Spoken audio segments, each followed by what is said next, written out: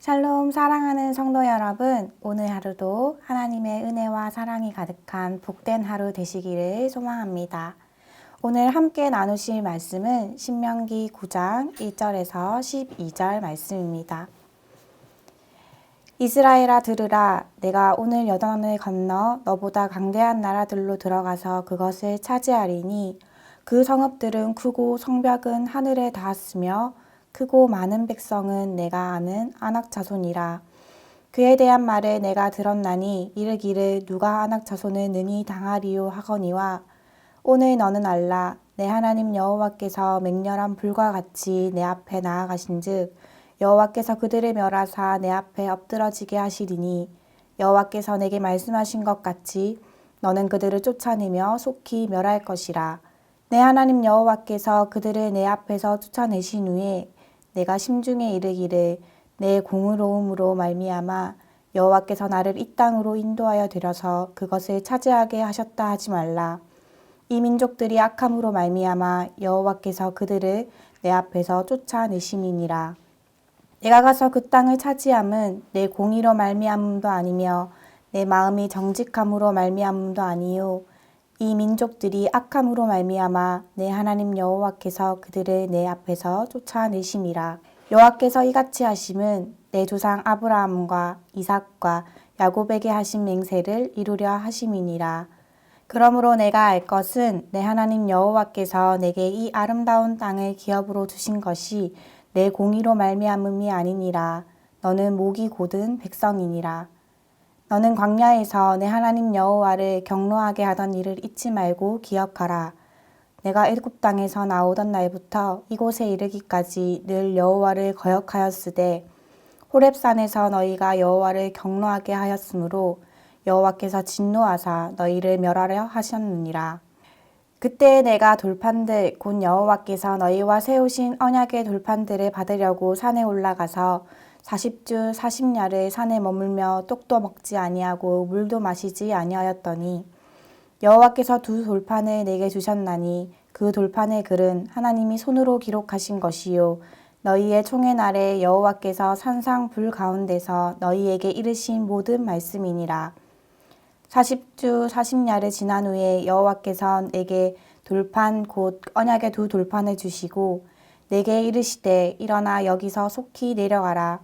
내가 애굽에서 인도하여 낸 내 백성이 스스로 부패하여 내가 그들에게 명령한 돌을 속히 떠나 자기를 위하여 우상을 부어 만들었느니라. 아멘. 모세는 하나님이 약속하신 대로 이스라엘이 요단강을 건너가 가나안 땅을 차지하게 될 것임을 말씀하며 서두를 시작하고 있습니다. 2절 말씀에 보면 장대한 아낙 자손이라고 되어 있는데 실제로 이 아낙 자손은 키가 매우 큰 거인 족속이었고 성읍이 크고 성벽이 하늘로 닿는다고 표현한 것으로 보아서 가나안은 아주 강대하고 강력한 군사력을 갖춘 나라였죠. 그러나 이스라엘은 400년의 노예 생활과 40년 방랑 생활을 거치는 동안 지칠 대로 지친 오합지졸에 불과했습니다. 이런 이스라엘이 가나안 족속을 상대로 전쟁을 하여 승리를 한다는 것은 인간의 힘으로는 도무지 할 수 없는 일이었죠. 그런데 1절 말씀에 너보다 강대한 나라들로 들어가서 그것을 차지하리니 라고 말씀합니다. 이렇게 매우 강대하고 아주 강력한 군사력을 갖춘 가나안을 대상으로 이스라엘이 가나안 땅을 얻는다고 합니다. 어떻게요? 3절 말씀을 보겠습니다.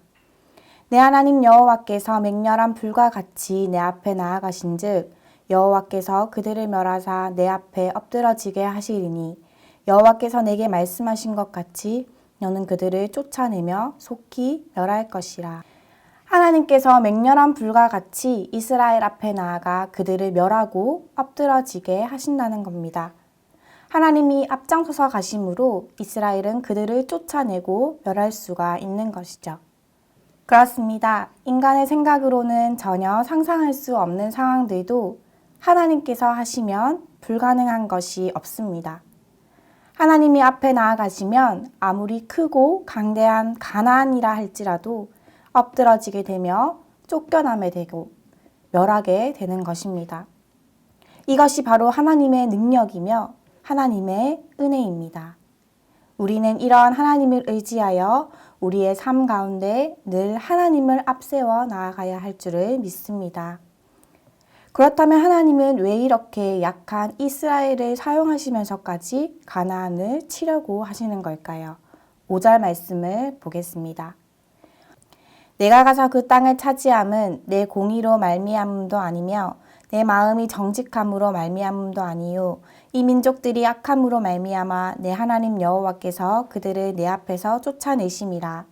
여호와께서 이같이 하심은 내 조상 아브라함과 이삭과 야곱에게 하신 맹세를 이루려 하심이니라. 아멘. 가나안 땅을 차지하게 되는 것은 이스라엘 백성들이 의로워서도 아니며 정의로워서도 아닙니다. 그것은 죄로 가득한 가나안 족속의 죄를 심판하기 위함이며 믿음의 조상들과 맺은 사랑의 언약을 이루기 위함이었습니다. 모세가 이스라엘 백성들에게 이같이 경고하며 말하는 이유는 이스라엘의 과거 전적이 있기 때문이었죠. 이스라엘은 순전히 하나님의 도움만으로 여리고성을 정복하였을 때에 교만한 마음에 사로잡혀 작은 아이성 전투에서는 아주 치욕스러운 패배를 맛보았습니다. 더 나아가 가나안을 완전히 정복한 후에도 역시나 교만한 마음을 버리지 못하여 범죄를 거듭하고 여러 이방 민족들에게 번갈아가며 지배를 당하고 마침내는 멸망에 이르는 비참한 지경까지 이르게 됩니다. 모세는 이것을 알고 더욱 경계해야 함을 알려준 것이죠. 이처럼 교만은 멸망에 이르게 되며 비참한 최후를 맛보게 됩니다. 잠언 16장 18절에는 교만은 패망의 선봉이요 거만한 마음은 넘어짐의 앞잡이라고 했습니다. 하나님의 능력을 잊어버리고 마치 자신의 힘으로 모든 것을 이룬 것처럼 교만에 빠지게 된다면 그것은 바로 멸망으로 향하는 첫걸음일 것입니다. 그러므로 우리는 교만하여서 일생을 망친 자의 대열에 이르지 않도록 경계에 경계를 더해야 할 것입니다. 교만한 자에게는 하나님의 은혜가 함께할 수 없으며 하나님의 은혜를 힘입어 나아가지 않는다면 승리 또한 결코 있을 수 없을 것입니다. 우리의 삶 가운데서 내가 하고 있는 일이나 상황들 가운데 나의 능력으로, 나의 힘으로 이루어진 것이라 생각하며 교만하며 살아가고 있지는 않은지 우리의 모습을 다시 한번 되돌아보기를 원합니다. 우리가 무엇을 하든 그것은 나의 의가 아니라 모두 하나님의 은혜임을 기억하고 하나님 앞에서 더욱 겸손하며 감사함으로 나아가는 저와 여러분이 되시기를 소망합니다. 7절과 8절 말씀을 함께 보겠습니다. 너는 광야에서 내 하나님 여호와를 경노하게 하던 일을 잊지 말고 기억하라. 내가 애굽 땅에서 나오던 날부터 이곳에 이르기까지 늘 여호와를 거역하였으되 호렙산에서 너희가 여호와를 경노하게 하였으므로 여호와께서 진노하사 너희를 멸하려 하셨느니라. 이스라엘 백성들은 앞서 말한 것과 같이 교만한 것도 모자라서 애굽 땅에서 나오던 날부터 지금까지 늘 하나님을 거역했습니다. 아주 습관적으로 하나님께 죄를 지은 것이죠. 이스라엘 백성들은 하나님의 큰 은혜로 인하여 출애굽하였지만 작은 고난들이 닥쳐올 때마다 늘 견디지 못하며 시시때때로 하나님을 반역하던 무리였습니다. 갈증과 굶주림으로 인해 늘 하나님과 모세를 원망하고 호렙산에서는 금송아지를 만들어 여호와라 부름으로써 하나님의 진노를 일으키기도 하며 다베라에서는 악한 말로 하나님을 원망하였고 모세가 율법을 받기 위해 40주야를 산에서 거하는 동안 이스라엘은 우상을 만들어 숭배하였습니다.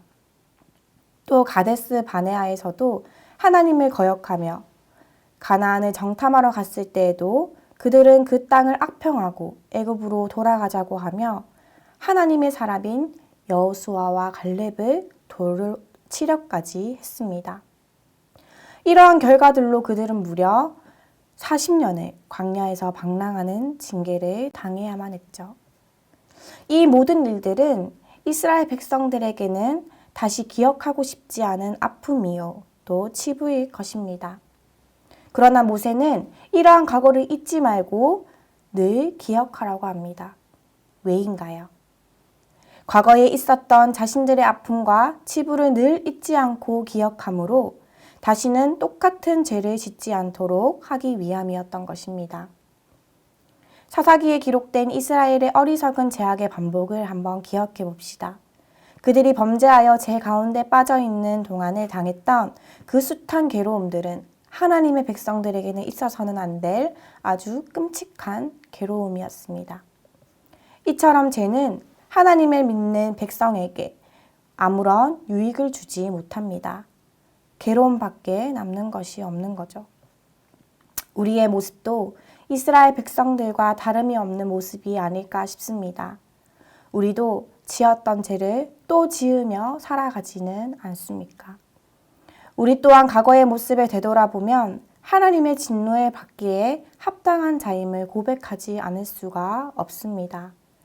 오늘 주어진 이 말씀을 기억하며 내 속에 아직 자리 잡고 있는 모든 죄악의 뿌리를 완전히 뽑아내어 다시는 똑같은 죄악이 반복되는 것을 막아야 할 것입니다. 베드로도 그리스도를 부인하는 큰 죄를 범하였지만 그 사실을 평생 기억하고 반성하며 일생을 주님께 헌신하며 나아갔던 것처럼 우리 또한 과거에 지었던 죄, 우리의 아픔과 우리의 치부들을 늘 잊지 않고 기억하고 회개하며 다시는 같은 죄를 범하지 않도록 더욱 힘쓰며 나아가야 할 것입니다. 그리하여 하나님은 늘 나의 앞에, 죄는 더욱 멀리하는 삶을 살아가며 하나님을 기쁘시게 하는 삶을 살아가는 저와 여러분들이 되시기를 간절히 소망합니다. 기도하겠습니다. 하나님 감사합니다. 오늘 주어진 말씀으로 깨닫게 하시니 감사합니다.